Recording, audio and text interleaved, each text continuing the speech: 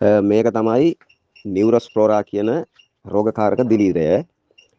මේක ඇත්තටම බොවුනොත් එහෙම හරිය ඉක්මනට ව්‍යාප්ත වෙනවා. ඒ වගේම තමයි බිම්මල් ලගාවට දරුණු ලෙසම හානි කරන රෝගකාරක දිලීරය තමයි මේ නියුරෝස්ප්ලෝරා කියන එක. මොකද ඒක හේතුව මේක සුළඟට සහ ජලයට ව්‍යාප්ත වෙනවා. සුළඟ මගින් සහ ජලය මගින් ව්‍යාප්ත වෙනවා.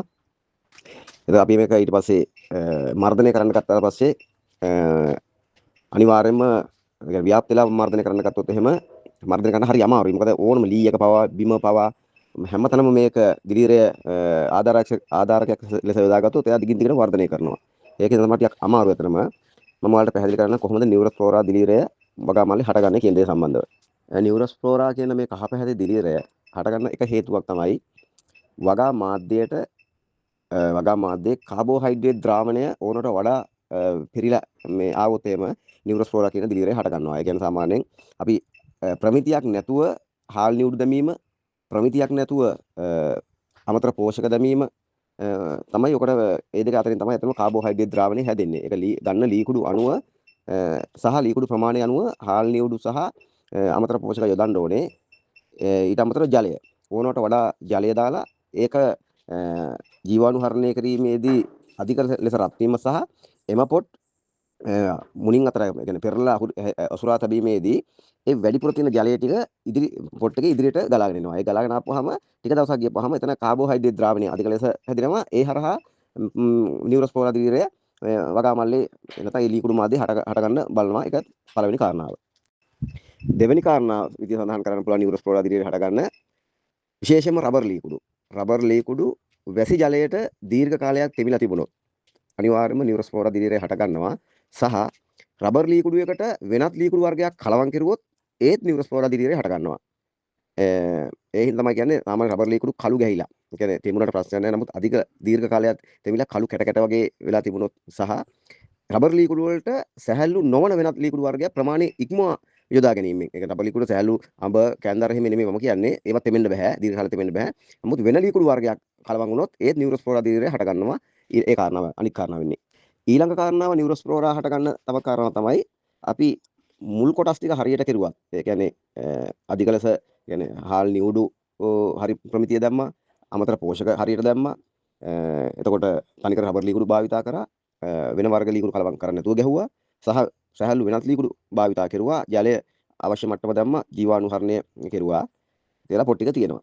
හැබැයි එතනදී බලපානවා මොනම හේතුවක් මත හෝ වගා මාධ්‍යයේ pH අගය ගැලපීමක් නැතුව වෙන්න පුළුවන්. එහෙම නැත්නම් වගා මාධ්‍යයේ වෙන මොකක් හරි දෝෂයක් පිට බිම්මල් දිලීර සූතිකා වර්ධනය නොවුනොත් බිම්මල් මයිසිලමේ වර්ධනය නොවුනොත් ඒකේ බලපෑම මත නියුරෝස්පෝරා එන්න පටන් ගන්නවා. මොකද හේතුව එතන තියෙන්නේ V යට තියෙන්නේ.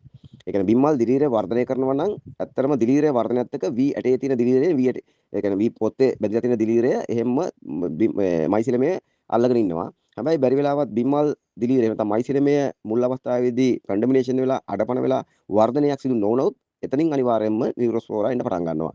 ඒ ඊළඟ කාරණාව. එම නිසා නියුරෝස්පෝරා විතර නෙමෙයි සාමාන්‍ය වගාමල්ලේ බිම්මල් දිලීර සූතික නැත්නම් මයිසිලමේ වර්ධනය නොවුනොත් ඒක ප්‍රතිඵල අතුරු ප්‍රතිඵලයක් විදිහට රවුල් පුෂ්කත් එන්න පටන් ගන්නවා. රවුල් පුෂ්ක සහ මේක අති භයානකයි. මොකද බෝවීම වතුර සහ සුළඟ මගින් බෝ කරනවා.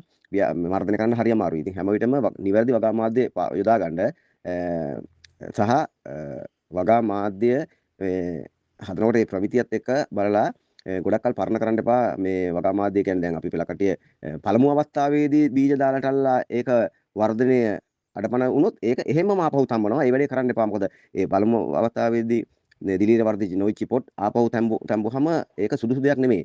ඒ හරහත් එන්න පටන් ගන්නවා නියුරෝස්පෝරා. ඒ හින්දා ඒ කරුණු ගැන සැලකිලිමත් වෙන්න විශේෂයෙන්ම සාමාන්‍යයෙන් බීජ දාන ස්ථානයේ එළිය පරිසරයේ බත් ඇටවල නියුරෝස්පෝරා තියෙන්න පුළුවනි. කොස් ගස් කැපුවොත් එහෙම කොස් ගහේ දි รา ගෙනකොට නියුරෝස්පෝරා එන්න පටන් ගන්නවා. එහෙම වෙන්න පුළුවනි. එහෙම නැත්නම් පරිසරයේ මොනවා හරි ගන්න මුලක මේ වගේ නියුරෝස්පෝරා හට ගන්නවා. පොත්ත ගස් දිරපු පොත්ත ගස් වල පොතු වල නියුරෝස්පෝරා හට ගන්නවා. එහෙම ගෑවිලා එන්නත් පුළුවනි. සහ විශේෂයෙන්ම භාවිතා කරන පුළුන් කෑල්ල සහ කොළ කෑල්ල අනිවාර්යයෙන්ම ඉතා පිරිසුදු වෙන්න ඕනේ. මොකද ඒ හරහත් එන්න පුළුවන්. මොකද හේතුව මේ පරණ පුළුන් ගහලා වෙන්න පුළුවන්. පත්‍ර කොළ තැන් තැන් වල තියෙන පත්‍ර කොළ දාපුවම එන්න පුළුවන්. ඒවා සාමාන්‍යයෙන් ප්‍රධාන කරුණු නෙමෙයි. ඒ ගැන සැලකිලිමත් වෙන්න මේ නියුරෝස්පෝරා දිලීර සම්බන්ධයෙන්.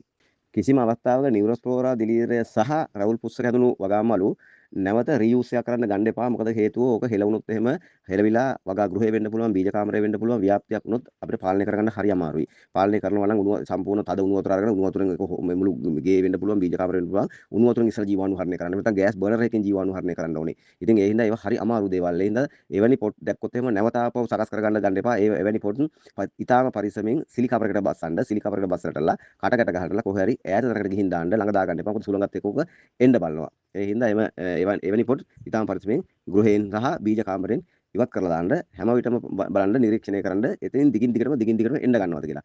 එන්න ගන්නවා නම් ඒකට විකල්ප අපි හොයන්න ඕනේ. ඇයි මේක දිගින් දිගටම එන්න ගන්නේ? විශේෂයෙන්ම ලී කුඩු ගැන පරිස්සම් ගන්න. හොඳම උදාහරණයක් රබර් ලී කුඩු ගෙනල් බලන්න. රබර් ලී කුඩු ගෙනල්ලා ඉතලා අලුත් නෑ මම පරණ විදිහට රබර් ලී කුඩු මේ අලුත් ලී කුඩු සාමාන්‍ය මෝලෙන් ඉරලා ගෙනල්ලා ගොඩ ගැහුවොත් එහෙම සහ ටික කාලෙ සාමාන්‍ය සතියක් දෙකක් සති තුනක් වගේ පරණ වෙච්ච රබර් ලී කුඩු කවරේට බලන්න වහිනකොට නිකන් හිරිකඩ පොඩ්ඩක් වැදුනොත් අන්න රබර් ලී කුඩු එකෙන් එන්න පටන් ගන්නවා නියුරෝස්පෝරා.